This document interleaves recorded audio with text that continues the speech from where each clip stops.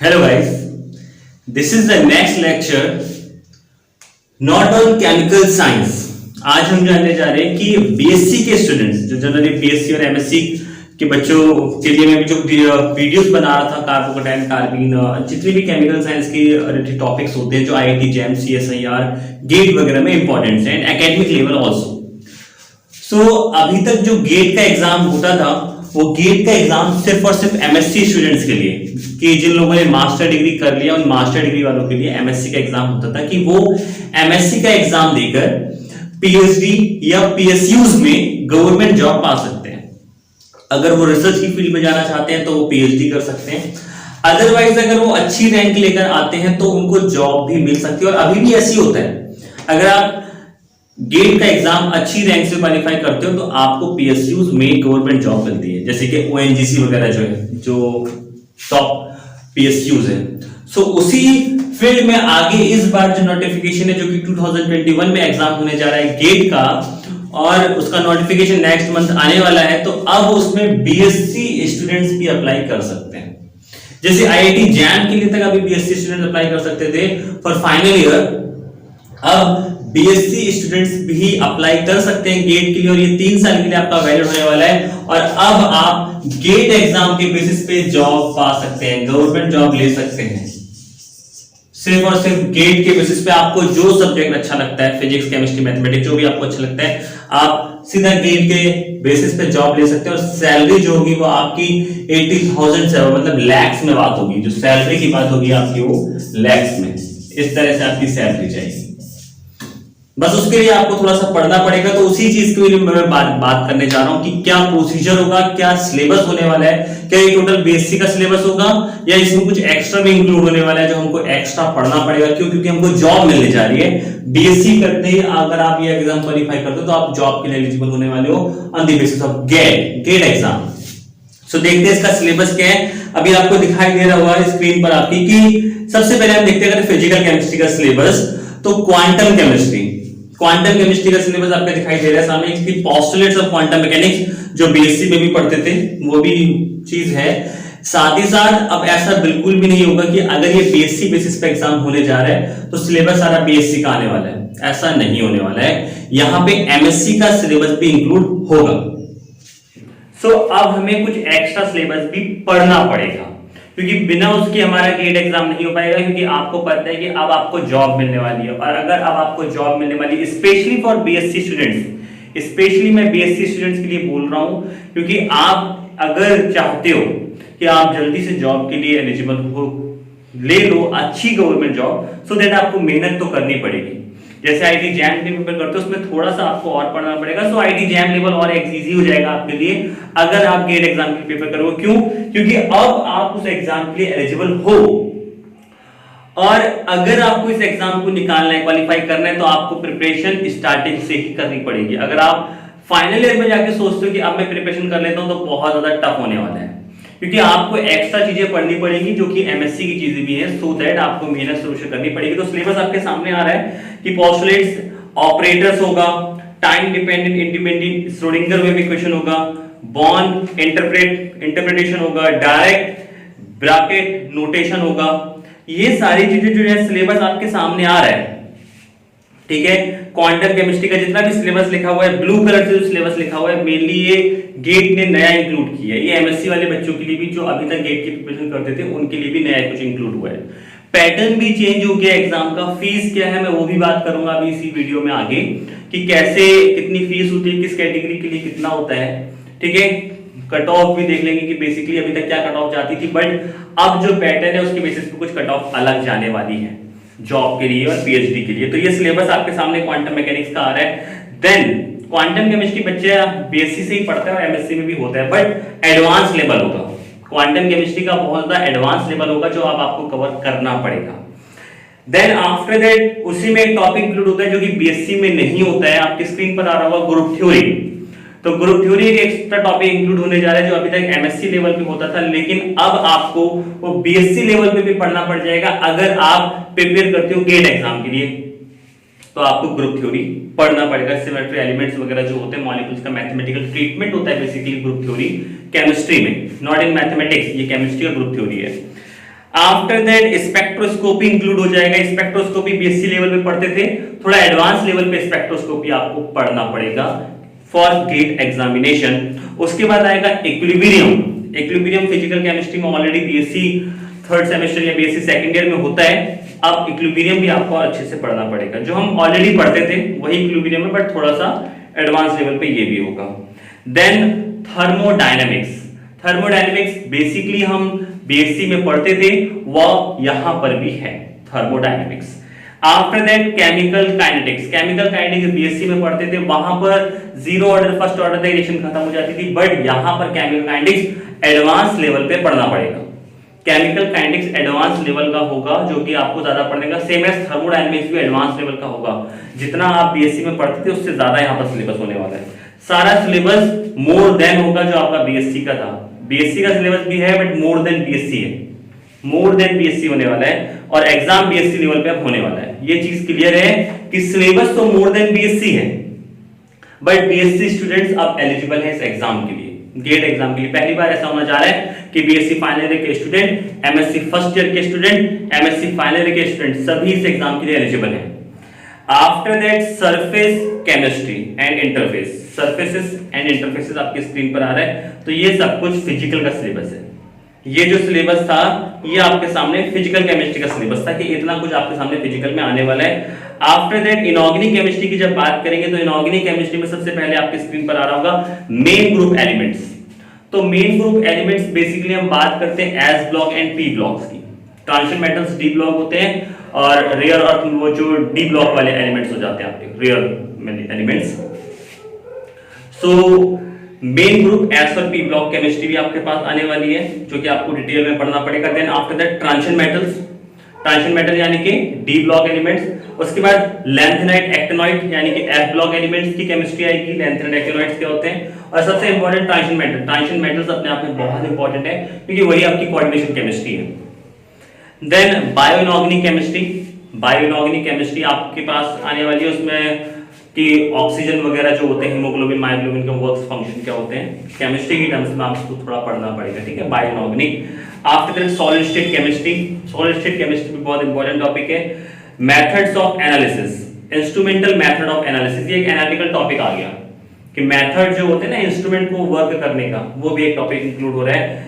इतना सिलेबस जो था अभी आपकी स्क्रीन पर आया, that was the inorganic chemistry. ये अभी इनऑर्गेनिक केमिस्ट्री का सिलेबस था। तो फिजिकल केमिस्ट्री, इनऑर्गेनिक केमिस्ट्री, अब आ रहा है ऑर्गेनिक केमिस्ट्री। ऑर्गेनिक सिंथेसिस में सबसे पहले जो आप पढ़ोगे सिंथेसिस के बारे में पढ़ोगे, कि organic synthesis basically reaction mechanism का एक पूरा पार्ट हो जाता है, कि आप चीजों को कैसे सिंथेसाइज करोगे, ठीक है। तो बहुत सारे इसमें रिएक्शंस होती हैं, ऑर्गेनोमेटालिक केमिस्ट्री की रिएक्शन आएंगी, तो बेसिकली रिएजेंट रिएक्शन मैकेनिज्म का पूरा पार्ट होता है। जितने भी रिएजेंट वगैरह होंगे वो सब यहाँ पे आपको देखने के लिए मिलेगा। फेल्किनाइन मॉडल, स्टीरियो केमिस्ट्री वगैरह सब कुछ इसी में इंक्लूड कर दिया उन्होंने। सिलेबस आपके सामने आ रहा है पूरा। हियामा है ना, नगीशी, बहुत सारी रिएक्शन है, और एल्कीन्स लिखा हुआ होगा, एल्काइंस लिखा हुआ, फिनॉल, एल्डिहाइड, कीटोन, बहुत सारी चीजें लिखी हुई है। और ऑर्गेनोकैटालिसिस, फेल्किनाइन मॉडल, स्टीरियो केमिस्ट्री, वो सब कुछ उन्होंने एक ही पार्ट में इंक्लूड करके बता दिया। ऑर्गेनिक सिंथेसिस में ही सब कुछ लिख दिया उन्होंने। उसके बाद लिखा हुआ है पेरिसाइक्लिक एंड फोटोकेमिस्ट्री। पेरिसाइक्लिक और फोटोकेमिस्ट्री बीएससी लेवल पे नहीं पढ़ी जाती है, एमएससी लेवल का टॉपिक है। बट अगर आप प्रिपेयर करने जा रहे हो as a BSc student for GATE exam, तो आपको पेरिसाइक्लिक और फोटोकेमिस्ट्री भी पढ़नी पड़ेगी। उसके बाद हेट्रोसाइक्लिक कंपाउंड, ये भी बीएससी लेवल पे नहीं होता है, ये एमएससी लेवल का टॉपिक है। बट अगर आप बीएससी लेवल पे प्रिपेयर करने जा रहे हो गेट, तो आपको हेट्रोसाइक्लिक कंपाउंड भी पढ़ना पड़ेगा।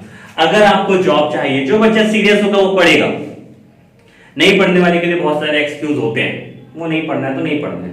लॉकडाउन में बहुत सारों ने अच्छा फायदा उठाया होगा, नहीं पढ़ने वाले ने फिर बाद में प्रॉब्लम होने वाली है। सो दैट गेट एग्जाम अगर आपके लिए है कि आप इस एग्जाम के लिए एलिजिबल हो, तो आपको मेहनत तो करनी पड़ेगी, क्योंकि अब जितने भी बच्चे हैं कंट्री के, वो सभी इस एग्जाम के लिए प्रिपेयर करने वाले हैं। बीएससी फाइनल के बच्चे या बीएससी स्टूडेंट्स के बच्चे, तो 12th करते ही वो इस एग्जाम के लिए लग जाएंगे, अगर वो बीएससी के फील्ड में जा रहे हैं तो। बीटेक में जा रहे हैं तो भी, अगर कोई बच्चा बीटेक कर रहा है जेईई के बाद, वो भी एग्जाम के लिए एलिजिबल है। Graduate aptitude test for engineering, full form तो यही होती है ना, graduate aptitude test for engineering. So that mainly बच्चा ये समझता है कि इंजीनियरिंग वाले बच्चों के लिए है, बट साइंस के बच्चे भी इस एग्जाम को देते हैं for PhD and for getting a job in PSUs. उसके बाद बायोमोलिक्यूल्स चैप्टर होगा and external techniques in organic molecules. ठीक है, जैसे कि जो आपका क्रोमेटोग्राफी का टॉपिक होता है, HPLC वगैरह जो टॉपिक्स है वो सब इसमें इंक्लूड होंगे। अब हम देखते हैं गेट 2021 के लिए एलिजिबिलिटी क्राइटेरिया, कि अगर आप एग्जाम देने जा रहे हो तो आपको ये चीज तो पता चल गई है कि अब आप बेसिक फाइनल ईयर में गेट एग्जाम को फॉर्म भर सकते हैं, गेट एग्जाम का फॉर्म आप भर सकते हैं, एलिजिबल हैं। तो आपकी स्क्रीन पर आ रहा होगा a candidate who is currently studying in third year और higher year of any undergraduate degree, या तो थर्ड ईयर या फिर किसी भी डिग्री का, जो भी वो अंडर ग्रेजुएट डिग्री कर रहा है उसका फाइनल ईयर अगर वो कर रहा है, हैज ऑलरेडी कंप्लीटेड, या उस प्रोग्राम में एनुअल अभी चल रहा है या फिर ऑलरेडी कंप्लीटेड है, any government approved degree program in engineering, technology, architecture, science commerce and it well also in arts students. अब गेट का एग्जाम आर्ट्स स्टूडेंट्स के लिए भी है और कॉमर्स स्टूडेंट के लिए भी होने जा रहा है, जो कि अभी तक नहीं होता था। अभी तक सिर्फ साइंस स्टूडेंट्स के लिए होता था, लेकिन अब गेट का एग्जाम आर्ट्स के स्टूडेंट यानी कि जो ह्यूमैनिटीज के सब्जेक्ट रखते हैं, सोशियोलॉजी, इकोनॉमिक्स या एनवायरमेंटल साइंस, उनके लिए भी होने जा रहा है। अभी तक ये एग्जाम सिर्फ और सिर्फ साइंस के स्टूडेंट्स के लिए होता था कि या फिर इंजीनियरिंग के स्टूडेंट्स के लिए होता था, जो इंजीनियरिंग वाले बच्चे उनके लिए होगा, या फिर जो साइंस में फिजिक्स केमिस्ट्री फील्ड से है उनके लिए होता था, मैथमेटिक्स वालों के लिए। मैथमेटिक्स वालों के लिए भी बेसिकली नहीं होता था, क्योंकि पीएसयूज में जॉब मैथमेटिक्स वालों को नहीं मिलती है। पीएसयूज एक्सपेरिमेंटल टॉपिक जनरली लेता है, मतलब एक्सपेरिमेंट का काम होता है, और मैथमेटिक्स पे एक्सपेरिमेंट नहीं होते हैं, सो दैट पीएसयूज में कोई भी मैथमेटिक्स वाले के लिए जॉब नहीं होती थी बेसिकली। बट अब कॉमर्स और आर्ट्स के स्टूडेंट्स भी आने जा रहे हैं, सो समझ लो आपकी कंपटीशन जो है वो अब साइंस के लेवल से ऊपर जाके आर्ट्स और कॉमर्स को भी इंक्लूड कर रहा है गेट। तो स्ट्रेंथ काफी होने वाली है, लेकिन सब्जेक्ट भी बढ़ गया है। गेट के एग्जाम में सब्जेक्ट बढ़ गया, अब आर्ट्स और कॉमर्स के सब्जेक्ट भी इंक्लूड हो गए। सो आर्ट्स और कॉमर्स वाले भी अब इस एग्जाम के लिए प्रिपेयर करेंगे, जो आज तक कभी गेट का एग्जाम नहीं देते थे, कि एलिजिबिलिटी ही नहीं थी गेट के एग्जाम देने के लिए कॉमर्स और आर्ट्स वालों के पास, बट अब वो एलिजिबिलिटी है। साइंस वालों के साथ कॉमर्स और आर्ट्स के स्टूडेंट्स भी आएंगे। नेक्स्ट आपकी स्क्रीन पर आ रहा होगा कि जो जो चीज आपको चाहिए होगी इस एग्जाम में फॉर्म भरने के लिए, इसका एप्लीकेशन फॉर्म भरने के लिए, कि pin code, degree, eligibility criteria, college का नेम, गेट, कौन से पेपर आप देना चाहते हो, गेट में कौन सा पेपर आप किस एग्जाम किस सब्जेक्ट से आप देना चाहोगे। उसके बाद चॉइसेस होंगे एग्जामिनेशन सिटीज की, किस सिटीज में आप एग्जाम देना चाहते हो। पहली बार गेट ऐसा भी करने जा रहा है, वैसे तो मेनली ऐसा हो ही गया था कि जिस पर्टिकुलर सिटी में आप हो, ज्यादा चांसेस होंगे कि उस सिटी में आपका एग्जाम होगा। और जो बच्चे यहाँ उत्तराखंड से बिलोंग करते हैं, हल्द्वानी रीजन वगैरह से, तो हल्द्वानी में भी क्योंकि आईटी रुड़की है यहाँ पर, तो रुड़की के लिए काफी सारे सेंटर यहाँ बने हुए, जैसे कि देहरादून सेंटर है और नैनीताल सेंटर है, हल्द्वानी सेंटर है, पंतनगर सेंटर, तो काफी सेंटर आपके यहाँ भी है। हल्द्वानी सेंटर भी, देहरादून है, रुड़की है, हरिद्वार है, पंतनगर है और हल्द्वानी, नैनीताल, ये सारे सेंटर बनेंगे जहां पे आप एग्जाम दे सकते हो। तो बहुत सारी बाकी क्राइटेरिया आपकी स्क्रीन पर आ रहा होगा, जो जो चीज आईडी प्रूफ आपको चाहिए होगा, कैटेगरी सर्टिफिकेट आपको चाहिए होगा, ईडब्ल्यूएस सर्टिफिकेट अगर आपके पास है तो वो सब कुछ। नेक्स्ट आपकी स्क्रीन पर आ रहा होगा कि इस एग्जाम को देने के लिए आपकी फीस कितनी लगेगी, किस कैटेगरी की कितनी फीस होने वाली है। सो जितनी भी फीमेल कैंडिडेट है, चाहे वो एससी हो, चाहे वो एसटी हो, ओबीसी हो या जनरल हो, सभी फीमेल कैंडिडेट की फीस जो है वो 750 रुपीज होने वाली है, 750 रुपए फीस होने वाली है इस एग्जाम के लिए, 750 rupees for all female categories आपकी स्क्रीन पर आ रहा होगा। जितने भी एससी एसटी स्टूडेंट्स हैं और पीडब्ल्यूडी यानी कि फिजिकली हैंडीकैप्ड स्टूडेंट्स हैं, उन सभी की फीस सेम होने वाली है 750 रुपीज। सभी की फीस सेम होने वाली है 750 रुपीज। और इसके बाद जितने भी जनरल कैटेगरी के स्टूडेंट्स होंगे, या फिर ईडब्ल्यूएस कैटेगरी में स्टूडेंट्स होंगे, या फिर ओबीसी कैटेगरी के स्टूडेंट्स होंगे, उन सभी की फीस होने वाली है 1500 रुपए, 1500 rupees fees for all general, OBC, EWS male candidates. Male candidates के लिए फीस ये होने वाली है, जबकि फीमेल कैंडिडेट्स के लिए और एससी एसटी स्टूडेंट के लिए फीस ये होने वाली है। अब इसके बाद पैटर्न ऑफ एग्जामिनेशन, सबसे इंपॉर्टेंट चीज है कि जब हम इस एग्जाम के लिए एलिजिबल हैं, हम फॉर्म भी भर सकते हैं, हम पढ़ाई भी कर लेंगे। अब एग्जाम का पैटर्न क्या होने वाला है, अभी तक जैसा पैटर्न होता था अब वैसा पैटर्न बिल्कुल भी नहीं है। अब ये एग्जाम जैम एग्जाम की बेसिस पे होने जा रहा है और यहाँ पे अब आर्ट्स और कॉमर्स के स्टूडेंट्स भी आएंगे, साइंस के स्टूडेंट्स और इंजीनियरिंग के स्टूडेंट्स तो पहले से एग्जाम को देते थे। तो गेट का पैटर्न आपकी स्क्रीन पे आ रहा होगा कि एग्जामिनेशन मोड सीबीटी एग्जाम होगा। सीबीटी मतलब कंप्यूटर बेस्ड टेस्ट होने वाला है। पहले भी कंप्यूटर बेस्ड टेस्ट होता था और अभी भी कंप्यूटर बेस्ड टेस्ट हो रहा है। इस एग्जाम को देने का जो टाइम होगा 3 आवर्स का होगा, 3 घंटे का टाइम आपको मिलेगा। क्वेश्चंस जो होंगे, number of subject, total 27 subject में एग्जाम होने जा रहा है। टोटल 27 सब्जेक्ट होंगे, अलग अलग कैटेगरी के अलग अलग सब्जेक्ट्स हैं। पेपर में क्या आएगा, जनरल एप्टीट्यूड आएगा। 2 सेक्शन में पेपर बनेगा। पहला सेक्शन जनरल एप्टीट्यूड का होगा और दूसरा सब्जेक्ट जो होगा वो सब्जेक्ट टेस्ट होगा। एक ही पेपर में दोनों चीजें एक साथ इंक्लूड होंगी, अभी तक होती थी और अभी भी वैसे इंक्लूड होने वाला है। फर्स्ट सेक्शन जनरल एप्टीट्यूड का सेक्शन बनेगा, दूसरा सेक्शन सब्जेक्ट का टेस्ट होगा। टाइप ऑफ क्वेश्चन आपकी स्क्रीन पर आ रहा होगा। पहला जो टाइप होगा वो मल्टीपल चॉइस क्वेश्चन होगा। मल्टीपल चॉइस क्वेश्चन मतलब एक क्वेश्चन होगा और उसके 4 ऑप्शन होंगे। जो अभी तक आप नॉर्मल एग्जाम देते हो कि उन 4 में से कोई भी एक ऑप्शन ठीक हो सकता है, सेम एज वो अभी भी होगा। दूसरा जो नेक्स्ट इंक्लूड होने जा रहा है इसमें, दैट वाज एन एमएसक्यू। ये नया इंक्लूड हुआ है, ये आज तक गेट में नहीं था। ये एमएसक्यू इंक्लूड होने जा रहा है, जो कि अभी तक जैम में होता था, गेट में नहीं होता था। एमएसक्यू मतलब होता है मल्टीपल सिलेक्ट क्वेश्चन। एक क्वेश्चन के 4 ऑप्शन होंगे और पॉसिबिलिटी ये है कि 4 के 4 ऑप्शन भी ठीक हो सकते हैं। कोई 2 ऑप्शन भी ठीक हो सकते हैं, कोई 3 ऑप्शन भी ठीक हो सकते हैं। आपको 2 आंसर पता थे, आपने तीसरा आंसर नहीं पता था, उसकी नॉलेज नहीं थी और आपने 2 आंसर ठीक किए, तीसरे को छोड़ दिया, वो आंसर गलत हो जाएगा। मल्टीपल एमसीक्यू से एमएसक्यू बहुत अलग होता है। एमसीक्यू में सिर्फ एक ठीक होता है, लेकिन एमएसक्यू में 4 के 4 ऑप्शन भी ठीक हो सकते हैं। तो इसके लिए बहुत ज्यादा डीप नॉलेज चाहिए होती है एमएसक्यू करने के लिए, क्योंकि एमएसक्यू ऐसे हो नहीं पाते। जब तक आपको सब्जेक्ट की डीप नॉलेज नहीं होगी, एमएसक्यू क्वेश्चन नहीं होगा, क्योंकि एमएसक्यू सिर्फ एक क्वेश्चन नहीं, मल्टीपल सिलेक्ट क्वेश्चन है। 4 के 4 ऑप्शन भी ठीक हो सकते हैं। और उसके बाद होगा NED type question. NED type मतलब न्यूमेरिकल एबिलिटी टाइप क्वेश्चन होता है। इसमें कोई ऑप्शन नहीं होता, इसमें बस फिल इन द ब्लैंक्स होता है। वर्चुअल कैलकुलेटर ऑलरेडी गिवन होता है गेट के एग्जाम में, वर्चुअल कीबोर्ड भी गिवन होगा और माउस आपके हाथ में होता है। तो आपको एनईडी टाइप क्वेश्चन में फिल इन द ब्लैंक्स भरना होता है। एडवांटेज ये होता है कि इन क्वेश्चंस में कोई नेगेटिव मार्किंग नहीं होती है। अगर आप गलत आंसर भी लिख दोगे तो नेगेटिव आपका नहीं होगा एनईडी टाइप क्वेश्चन में। Number of questions, total question जो 3 घंटे में आएंगे वो 65 क्वेश्चंस होंगे। आपके स्क्रीन पर आ रहा होगा, टोटल 65 क्वेश्चन होंगे, जिसमें से 10 क्वेश्चन जनरल एप्टीट्यूड के और 55 क्वेश्चन आपके सब्जेक्ट के होने वाले हैं। फिर डिस्ट्रीब्यूशन दिया हुआ है अलग अलग पेपर्स का कि क्या क्या डिस्ट्रीब्यूशन होने वाला है। इसमें CY जो कोड है वो केमिस्ट्री के लिए है। CY कोड इसका जो है वो केमिस्ट्री के लिए कोड है।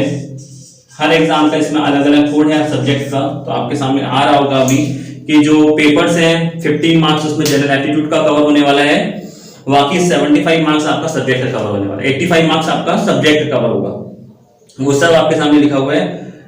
मार्किंग एक क्वेश्चन जो एप्टीट्यूड का आने वाला है, मैक्सिमम जो मार्क्स होते हैं इसके वो 1 मार्क्स और 2 मार्क्स का होता है। कोई भी क्वेश्चन 1 मार्क्स से कम का नहीं होगा और कोई भी क्वेश्चन 2 मार्क्स से ज्यादा का नहीं होगा। इतना ही होता है गेट एग्जाम में, मैक्सिमम 2 मार्क्स क्वेश्चन बनता है बस। कितना भी लेंथी क्वेश्चन हो बट 2 मार्क्स से ज्यादा का वो नहीं होता है। इसीलिए गेट एग्जाम में कट ऑफ कम जाती है। गेट एग्जाम को पास करने के लिए 100 में से लगभग 25 to 26 मार्क्स पर जनरल कैटेगरी का क्वालिफाई हो जाता है। अगर केमिस्ट्री की बात करें तो जनरली 26 पे 100 आउट ऑफ 26 क्वालिफाई हो जाता है, बट एमएसक्यू आने की वजह से ये कट ऑफ और नीचे जाएगी। अब आप समझ लो कि अगर जनरल कैटेगरी में 26 पे क्वालिफाई हो जाता है तो रिजर्वेशन कैटेगरीज में थोड़ा और नीचे जाके क्वालिफाई होता है, मतलब 18 मार्क्स, 15 मार्क्स, 20 मार्क्स ऐसे मार्क्स पे क्वालिफाई हो जाता है 100 में से। जॉब लेने के लिए आपको मार्क्स आपके लगभग 50 से ऊपर लाने पड़ेंगे। 50% मार्क्स तो आपको लाना पड़ेगा। 100 में से अगर आप 50 नंबर से ऊपर लाते हो तो बहुत ज्यादा पॉसिबिलिटीज बन जाती है गवर्नमेंट जॉब लेने की। गेट एग्जाम में अगर आप 100 में से 50 नंबर भी ले आते हो तो बहुत ज्यादा पॉसिबिलिटीज बनती है, और कैटेगरी अगर आपकी है तो बहुत ज्यादा और चांसेस बनते हैं। अदरवाइज जनरल कैटेगरी में भी जनरली चांसेस हो जाते हैं अगर 50 से ऊपर मार्क्स आपके आते हैं तो। बाकी लिखा हुआ है कि कितने क्वेश्चन हैं, टोटल टाइम कितना मिलेगा आपको हर एग्जाम के लिए। 180 मिनट्स आपको मिलने वाले हैं। सो दैट बीएससी स्टूडेंट्स अब इस एग्जाम के लिए एलिजिबल हैं। सो अगर आप चाहते हो कि आपको बीएससी के बाद एक अच्छी जॉब मिल जाए, तो आपको अभी से स्टार्टिंग से प्रिपेयर करना पड़ेगा इस एग्जाम के लिए। सिलेबस जो था वो आपके सामने मैंने दिखा दिया कि क्या सिलेबस है, क्या पैटर्न है, कितनी फीस होने वाली है, कट ऑफ वेरी करने वाली है। मतलब क्वालिफाई करने के लिए तो 25-30 मार्क्स मान के चलो कि 30 मार्क्स में तो गारंटेड ही हो जाना है, 25 मार्क्स तक हो जाएगा क्योंकि एमएसक्यू आ गया है। बाकी जॉब लेने के लिए आपको 100 आउट ऑफ 50 मार्क्स तो लाना ही पड़ेगा। ये मिनिमम मार्क्स बोल रहा हूं कि 50 मार्क्स तो लाना ही पड़ेगा अगर आपको जॉब चाहिए तो। सो आई होप ये सेशन आपको ठीक लगा होगा, चीजें समझ में आई होंगी कि अब आप गेट एग्जाम के लिए एलिजिबल हो for getting PhD, for getting MSc, अगर आपको एमएससी करनी है, integrated MSc, and most important for getting a job in the salary which is approximate lakh, starting salary in approximate lakh. So thank you for watching.